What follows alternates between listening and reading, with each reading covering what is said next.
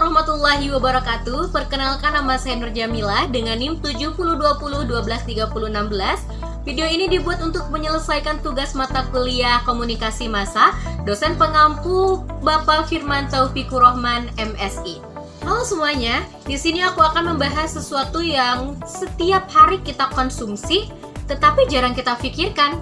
Kira-kira apa ya? Ya, ini adalah media massa. Kita baca berita, nonton video, dengerin podcast, scroll TikTok, semua itu adalah bentuk dari media. Tapi, dengan perubahan zaman dan teknologi, pertanyaannya adalah, apa sih dan bagaimana masa depan media? Akan jadi seperti apa nanti?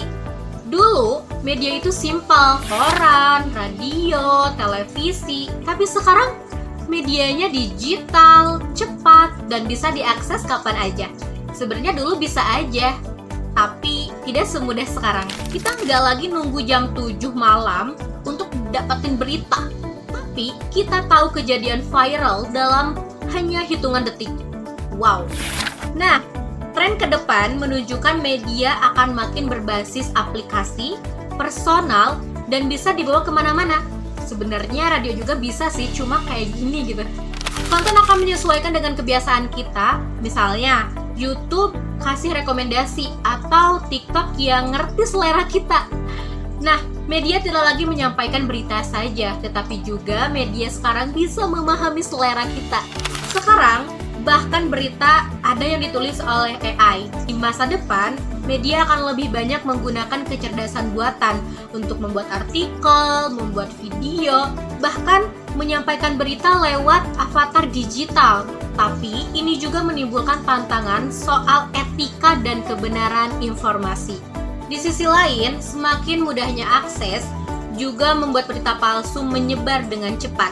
Tantangan media ke depan bukan hanya lagi soal teknologi, tapi juga menjaga kepercayaan masyarakat. Media harus tetap menjadi sumber informasi yang akurat di tengah banjir konten yang membingungkan.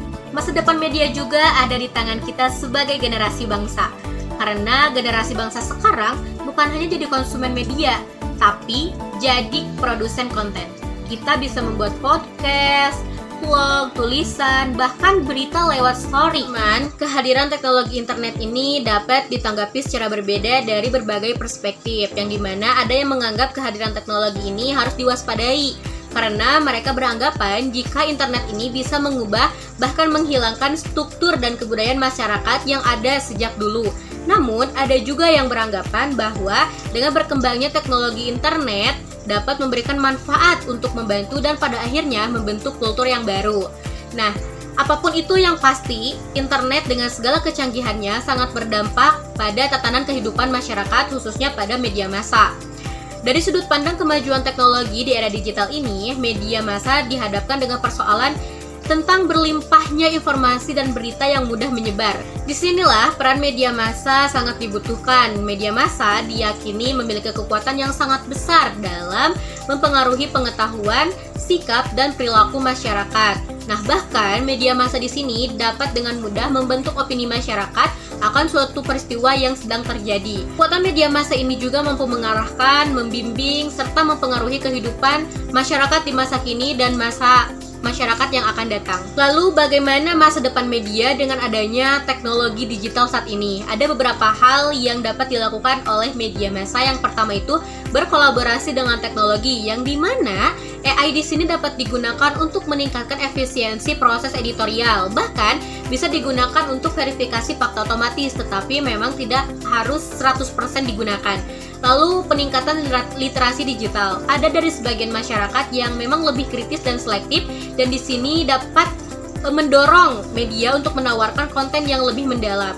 Lalu diversifikasi sumber pendapatan. Media dapat mengeksplorasi berbagai model bisnis seperti kemitraan strategis, konten premium, atau crowdfunding, yang dimana memang tidak hanya mendapatkan sumber pendapatan dari iklan saja begitu. Lalu yang terakhir, peran jurnalis yang lebih strategis. Di sini, jurnalis diharapkan tidak hanya menyampaikan informasi, tetapi juga menjadi agen perubahan dan menyuarakan isu-isu yang penting. Jadi, media massa ke depan bisa menjadi lebih demokratis, tetapi memang membutuhkan literasi yang sangat tinggi agar tidak disalahgunakan. kita akan melihat media yang bukan hanya cuma satu arah seperti televisi ataupun koran, tetapi dua arah. Kita bisa berkomentar, live chat, bahkan berinteraksi langsung dengan pembuat berita. Media akan lebih terbuka, personal, dan kolaboratif. Menurut aku sendiri, memang masa depan media ini bukan hanya soal teknologi, tetapi bagaimana kita menggunakannya dengan bijak. Karena media ini bisa menjadi alat perubahan yang sangat besar kalau kita sebagai generasi muda bisa menggunakannya dengan baik, seperti menyebarkan kebenaran, suatu hal yang edukatif dan kreativitas. Karena pada akhirnya media masa depannya itu ada di tangan kita. Mungkin itu saja yang dapat saya sampaikan. Semoga apa yang saya sampaikan ini bisa menjadi pemahaman untuk saya pribadi dan teman-teman semua. Terima kasih. Wassalamualaikum warahmatullahi wabarakatuh.